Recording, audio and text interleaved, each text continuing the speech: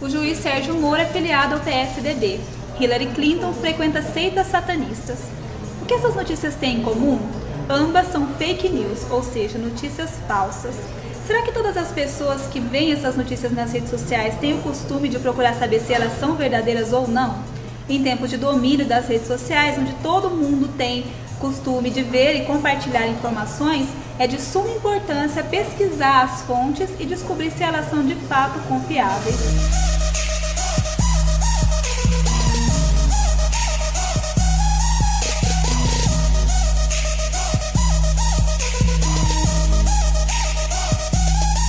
Um estudo realizado pela agência Advice Comunicação Corporativa, feita pelo aplicativo Bonus Quest em novembro de 2016, indicou que 78% dos brasileiros se informam pelas redes sociais. Destes, 42% admitem já ter compartilhado notícias falsas e só 39% checam a informação antes de compartilhá-las. Os professores Renato Frigo e Cibele Bini falam sobre essa questão de não checar a informação antes de publicarem. O fator que a gente ter conhecimento de uma informação e não averiguar qual que é a fonte dela, simplesmente repassar, hoje virou um grande problema, né? Isso decorre principalmente por uma situação da gente ter publicidade extremamente atrelada às notícias falsas. As notícias falsas acontecem, a gente sabe desde o começo, né? A falsidade anda junto com a verdade o tempo inteiro e na internet não foi diferente. Desde o começo da internet isso sempre existiu. A diferença é que isso ganhou uma proporção muito grande, principalmente de 2014 para frente. Por quê? Principalmente pelo domínio das ferramentas de construção de conteúdo. YouTube, Photoshop, o próprio WhatsApp, essas ferramentas permitiram que um grande número de informações fossem geradas. A veracidade dessas informações, na maioria das vezes, nem é constatada. Então, com isso, a proliferação de notícias falsas aumentou de uma maneira significativa de 2014 para cá. O fake news pode gerar um impacto muito grande para a população, principalmente para quem for atingido pela notícia falsa. Para se ter uma ideia da dimensão deste assunto, um casal de fotógrafos foi espancado em Araruama, Rio de Janeiro, depois que notícias falsas davam conta de que os dois estariam sequestrando crianças. A notícia circulou pelo WhatsApp e incluía fotos do veículo e placa da identificação do carro. Um vídeo gravado em um celular mostra mais de uma centena de pessoas aglomeradas em volta de um carro no bairro Mutirão, em Araruama. Algumas pessoas quebram o veículo, empurram e tentam virá-lo. Uma viatura da Polícia Militar e outra da Guarda Municipal aparecem na imagem. Elas foram chamadas para proteger o casal que estava no carro, que foi agredido pela multidão. Este outro vídeo mostra o carro pegando fogo. Era pânico, querendo pegar o casal para fazer um lixamento.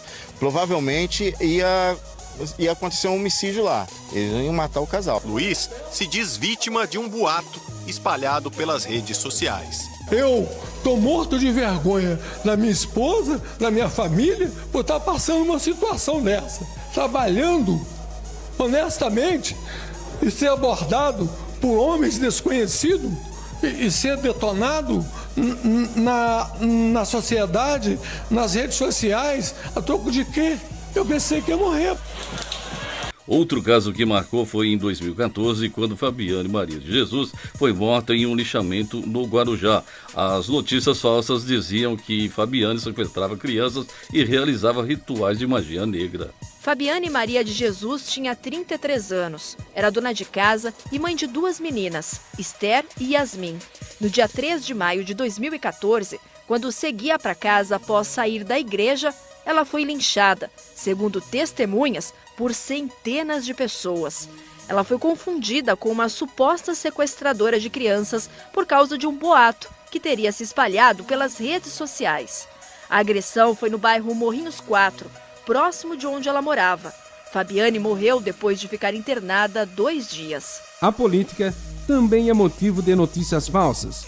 As eleições nos Estados Unidos foram uma prova concreta em que a espiral do silêncio e o fake news podem andar juntos. O fake news é um recurso, né? E acabou sendo usado na política como uma forma de você distorcer a realidade a favor de tal candidato. Na última eleição americana, inclusive, a gente viu uma proliferação de fake news, coisas assim a nível do absurdo, mas que muitas pessoas, por não ter aquele filtro, aquele critério que o jornalismo é obrigado a ter, acreditam. Outro fato, agora um áudio, pelo aplicativo do WhatsApp, circulou a falsa informação que haveria um toque de recolher, devido a um ataque da facção criminosa do PCC em algumas cidades do interior de São Paulo, provocando grande preocupação na população. A gente tem o caso muito significativo daquela mensagem do PCC que ele ia atacar naquele dia e muitas pessoas nem saíram de casa por causa do WhatsApp. Então era uma notícia falsa, via WhatsApp. E olha o estrago que ela causou. Então a gente vê que são pequenos adventos que vão acontecendo, a notícia falsa vai começar a fazer parte da rotina das pessoas e isso vai se proliferando a ponto de se tornar algo grande, como é o caso que aconteceu lá do PCC, até agora as eleições americanas, que a gente viu também um número grande de fake news. Houve boatos de incêndio em ônibus na Secap, mas tudo não passou de boatos, né? Boatos, por quê? Porque haviam áudios que diziam que alguns bairros da cidade de Limeira seriam alvos de ataque, né? De ações criminosas.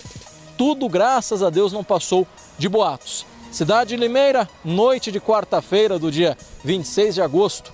Nenhuma ocorrência, cidade bastante tranquila e a nossa equipe na rua mostrando tudo para você. Alunos do Instituto Superior de Ciências Aplicadas de Limeira, interior de São Paulo, falam se conhecem o que é fake news e se já se envolveram com algum tipo de mentira contada na internet, sejam elas compartilhadas ou mesmo pego de surpresa. Cássia, você sabe o que é fake news? Não tenho ideia. Fake news são notícias falsas, né? Então, sabe aquele tipo de notícia que é veiculada na internet e começa a ser compartilhada, né? E as pessoas não verificam a fonte e aquilo vira uma verdade, depois vai ver, é uma mentira. Então, isso é uma fake news, uma notícia falsa. Você já compartilhou alguma fake news? Ao longo da vida, alguma vez na vida já deve ter feito, né?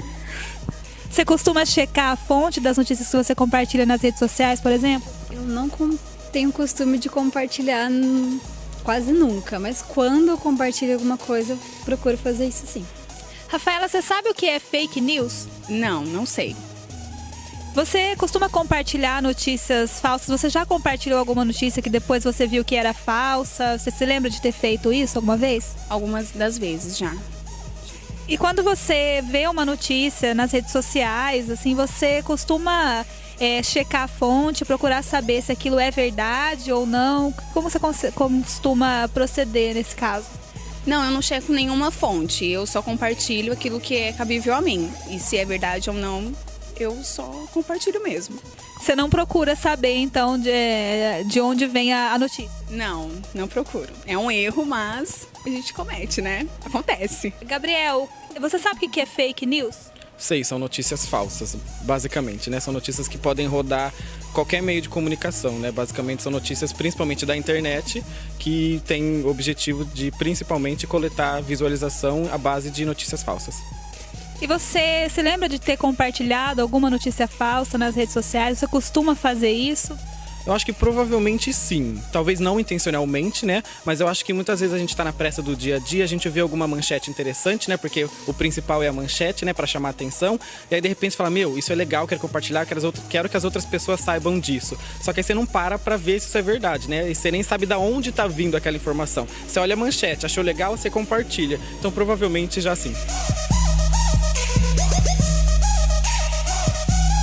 Segundo especialistas, algumas expressões sugerem que as notícias sejam falsas, principalmente por serem chamativas como a imprensa está censurada, compartilhe antes que apaguem, partido A ou B quer impedir a divulgação, alerta, repasse a todos. Foi confirmado entre tantos outros. Olha, os grandes portais, os grandes veículos, eu diria para você que eles têm uma preocupação maior, tem todo um empenho para que isso não aconteça. A própria estrutura do veículo permite com que ele tenha mais averiguações a respeito da informação, né? Ele não quer colocar em risco a credibilidade dele soltando uma notícia falsa. Acontece?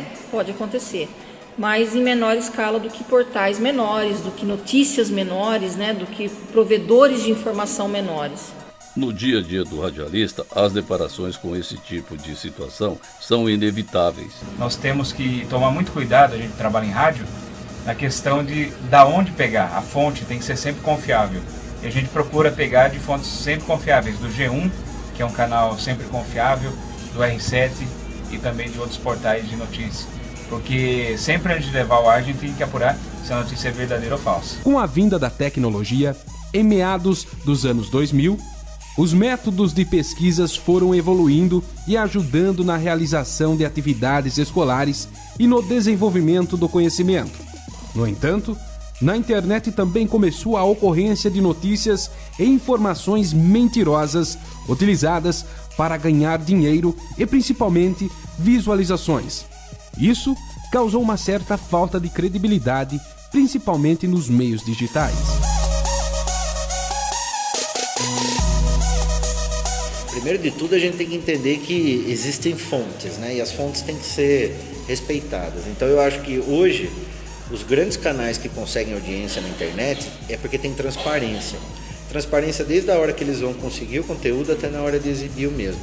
A televisão, até um certo ponto, também fazia um pouco isso, mas a gente não via muito dos bastidores e a gente não acompanhava, na verdade, o profissional. A gente acompanhava o canal, a marca. Veja, sempre existiu fake news, elas vão continuar existindo. O problema é que elas crescem muito rápido no Brasil, porque o brasileiro é o cara que mais está conectado na internet. Saiu uma pesquisa essa semana, enquanto todos os outros países estão menos de 4 horas, o brasileiro é 4 horas e 30. Ele fica conectado por dia no celular. Ou seja, das 24 horas do dia, 4 horas e meia a gente já fica no celular. As redes sociais são um meio de comunicação muito utilizado hoje em dia, até mesmo para a prestação de serviço. No entanto, é um dos maiores emissores de notícia falsa pela internet. Quando você lê algo no Facebook, você precisa buscar, checar se aquilo é realmente verídico, qual é a fonte da informação, porque ele por si só não representa a verdade, né? Você pode estar lendo uma matéria, um texto, ou vendo uma imagem que foi alterada, modificada, portanto fake. Nos Estados Unidos, devido a esses problemas que teve na eleição, então acho que é Estados Unidos, a Rússia, se não me engano, a Inglaterra. Então o Facebook e o WhatsApp, eles já estão fazendo um trabalho que você consegue encaminhar para fazer uma denúncia e tem uma equipe. Pelo que eu acompanhei aqui no Brasil, ainda não está, mas a tendência é. Porque aí você consegue pegar aquele link. Eu ainda acho que, diante desse cenário, muita tecnologia, estabilidade política, domínio das ferramentas de criação, a gente vai ter um aumento significativo das fake news. O que vai diminuir para os veículos é se eles continuarem fazendo averiguação. Depois de alguns exemplos e palavras ditas por especialistas, pode-se observar que o que vale é a ética, o bom senso e a verdade dos fatos. Por mais difícil que seja a sua apuração, nada é tão prejudicial para uma pessoa ou meio de comunicação do que a falta de credibilidade. Caos político, pessoas prejudicadas por mentiras ditas nas redes sociais, jornalistas em busca da verdade e a massa vítima e confusa com tudo isso. São a tônica da atualidade. Dicas nunca são demais no contexto geral para se fazer de tudo para evitar o fake news. A melhor forma ainda é você buscar informação de diferentes fontes. Tem que filtrar, tem que averiguar, tem que ir lá checar e aí divulgar.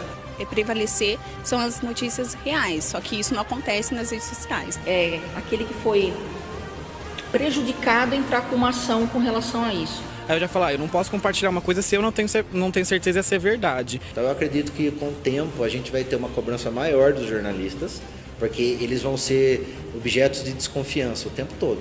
E ele vai ter que ter uma vida muito transparente para mostrar que as notícias que ele entrega para o público são reais e são confiáveis.